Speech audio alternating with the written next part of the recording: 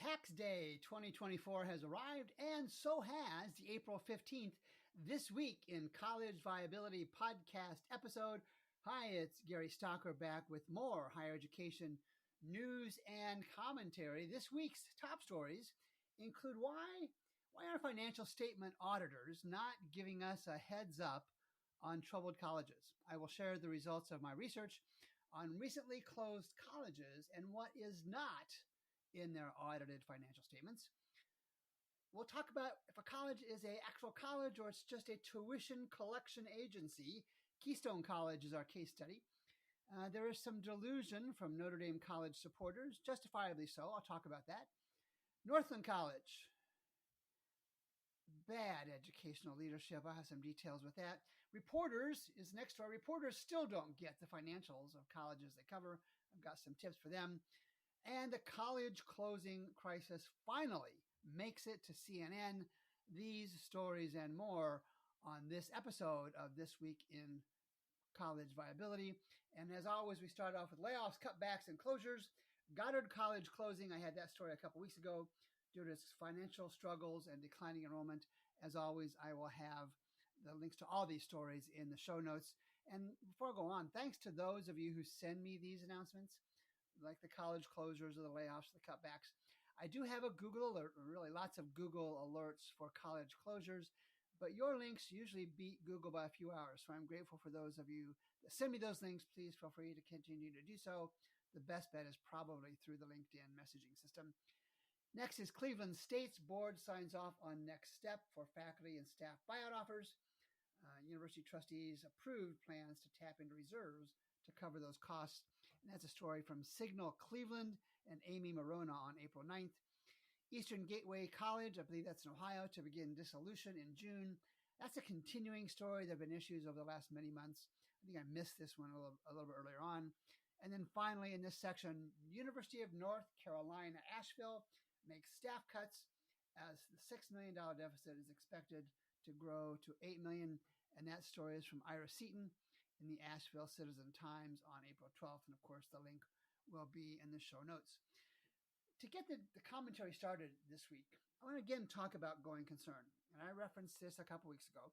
And this is from thestreet.com. But a going concern, a little academic lecture here from the college professor, a going concern refers to a business having the financial resources to continue operating for the foreseeable future, and that's usually the next fiscal year. So what is a going concern? Again, this is from thestreet.com. A going concern is an accounting term. It's kind of inside baseball.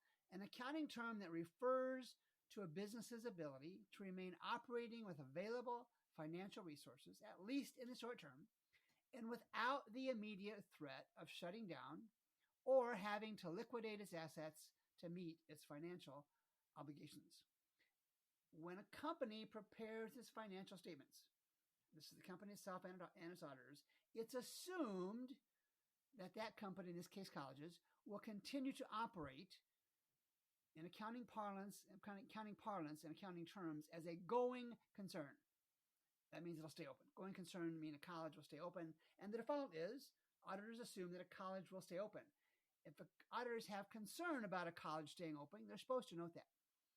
So PricewaterhouseCoopers and Lebrand, the website, PwC, they say the emergence of substantial doubt about a reporting entity's ability to continue as a going concern is the trigger for providing footnote disclosure, notes really. For each annual or interim reporting period, management, college management in our case, should evaluate whether there are conditions that give rise to substantial doubt, that's important, substantial doubt within 1 year from the financial statement issued. So here's the research. Here's the going concern story. This is research I promised a couple weeks ago. From bestcolleges.com, I looked at the 2022-2023 audited financial statements of 14 closed colleges. Now, those are colleges that are closing in 2024 already or in the future, or planned for 2025. Of those 14 closed or closing colleges, 9 closed with no financial statement reference to a going concern warning. In other words, the financial statement did not say, we have concerns about this college staying open, and it closed. But the financial statement didn't note that. There were 4 cases where the going concern was noted, but only after the college had announced their closure, nothing beforehand. And then of those 14, just once in those 14 was going concern, staying in business, noted before the closure announcement. I believe that was Southern Birmingham College down in Birmingham, Alabama. And I did a little bit more research, and I looked at 5 troubled colleges. Now, I know who they are, but I'm not going to use the names yet. And of 5 troubled colleges that I looked at, the growing concern was noted in the financial statements of 2 of them. And I'm going to do a release on one of those soon. And the going concern was not noted. There are no issues in colleges clearly in financial distress in 3 of those financial statements. So here's what I would offer. While few students, few faculty members, few faculty, staff, board members, or community leaders read college financial statements, those of us who do read them and report on them have some concerns. So my question is to those good folks and organizations that audit the financial statements of private, mostly, and public colleges. How can a college close and your audited financial statement not give us a heads-up warning that that college may not continue to stay in business as a going concern, period. Geesh, single geesh. Keystone College submits required closure plan as a precaution. This is from Joshua Oculum on Friday, April 12th from Fox 56 WOLF-TV. And students, quoted in the article, I'm going to read this verbatim for the most part. Students that Mr. Oculum from Fox 56 said, students we spoke to said they were concerned when they got this letter. There was a letter the college sent out about a teach-out agreement. They were concerned when they got the letter, but understood it as a precaution. It's okay, like I get it. They're taking precautions just in case were it to close down, but I don't believe it will. It will. I like Keystone. I think it's a good school. And there's a freshman quoted. I'm not going to use the name. You can look at that on your own. The student continues, at this point in time, I'm just going to wait until it gets confirmed or denied. But as of right now, I'm not too worried about it. To the delusional out there, including this student and others, let's go to the data. We always do that at College Viability. And I'll start off with a biggie. In 4 years, about 30% of students at Keystone College graduate in 4 years. If you and I were to walk on campus and count the first 100 students that we see, only 32 would graduate in 4 years. And what's even worse, only 44 would graduate in 6 years, 2 more years. Not even half the students at Keystone College graduate in 6 years. That's not a college. That's a tuition collection enterprise. Some of the data highlights, their expenses are higher than their costs. Their FT enrollment is down 300 students over the last 8 reported years. They admit 82% in 2022. That falls in the category of have a heartbeat, will admit. The admissions yield is still down 14%. Their full-time retention rate is a pathetic 64%. Their average net price is down over $4,000. Good for the students over the last 8 years, not so good for the college. Their total tuition and fee revenue is down over $4.5 million over the last 8 years, and their endowment for college is not even couch money at $4.5 million and change.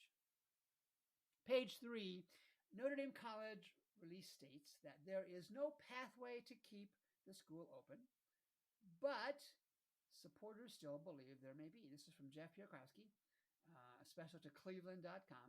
And there's apparently a group associated with Notre Dame College, I think is mostly alums.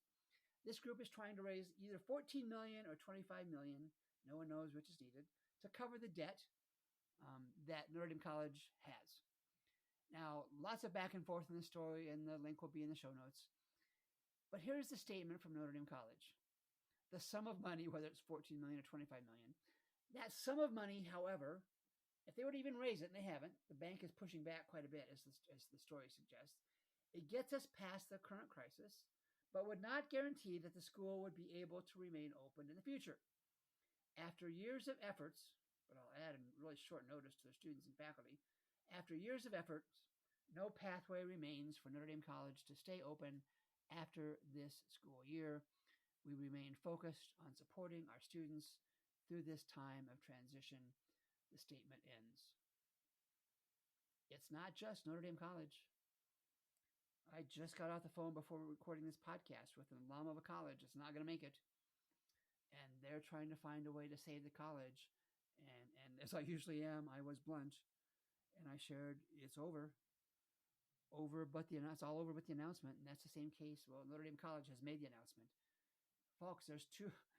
I'll talk about this briefly later on. It's back to economics. I've talked about this time and time again. There are way, way, way too many college seats out there and not nearly enough students willing to pay for those seats. You cannot alter the basic law of supply and demand. There are no programmatic changes that will materially impact new net college revenue. And in the category of educational leadership, bad educational leadership, I won't even use the word I have in my notes here. Wisconsin College, and of course we're talking about Northland College, teeters on the brink. This is in Northland, Wisconsin. And they're just throwing it against the wall at Northland College. The folks were blindsided by the pre-closure announcement. And so campus dorms, they're trying to convert, these folks are trying to look at converting campus dorms to public housing, maybe cutting some faculty positions and reassigning others. They have been positive and productive in conversations taking place among the board, leadership, faculty, and campus groups. The president of Notre Dame College says they're listening, and when they get a chance, they'll give us an update. And this is probably the same kind of stuff that should be in a handbook. Maybe I'll create this handbook.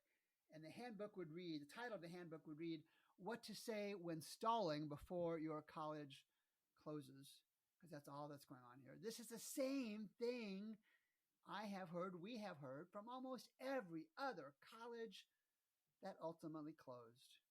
Please, please, please, to the folks at to the folks at Northland College, the light switch is over there by the door. Please turn it off and let your students and faculty and staff and community get on with their lives, get on with their existence. Too many seats, not enough students willing to pay for those seats, and no amount of couch money cost cutting, quarters in the cushions will change that economic law of supply and demand. Page 4. The financially distressed New Jersey City University needs a partner, but which university can afford to take on the school? And this is really a story mostly about reporting. And this is from Joshua Rosario in the Jersey Journal on April 14th. The link that'll be in the show notes is behind a paywall, so heads up on that. So New Jersey City College, City University, financial trouble has been on the radar list for a while. And there are options. And Joshua Rosario reports 4 options: Keene College, Montclair University, I believe, and Rutgers University. Rutgers, I'll put off right away. If they want a charity case, they can have New Jersey City University. They're not going to do that. So let's focus initially on 2 of the recommendations that come out of the end of the story. And these are from experts. I'm going to have to use the modifier alleged because they're not doing their homework. And let's focus on New Jersey City University and Keene. Both, as you've heard me say many times before, have low graduation rates. They both, New Jersey City University and Keene, both have decreasing undergrad and grad enrollment. Their long-term debt combined is more than $400 million. Retention rates are in the mid-70s, not awful, but not good. Total operating revenue decreased $16 million between the two, and combined state appropriations were increased, a combined, let's call it $10 million from 2015 to 2022. Now, Montclair was the other one, and they're in better position for sure. Their full-time equivalent enrollment and grad enrollment is up. Their four-year graduation rate is at least approaching 50%. Their state appropriations, interestingly, are up $25 million compared to $10 million for the 2 colleges above. And interestingly, expenses are also up $58 million at Montclair. I don't know what's going on there. And they've had enrollment growth, but it's only been modest.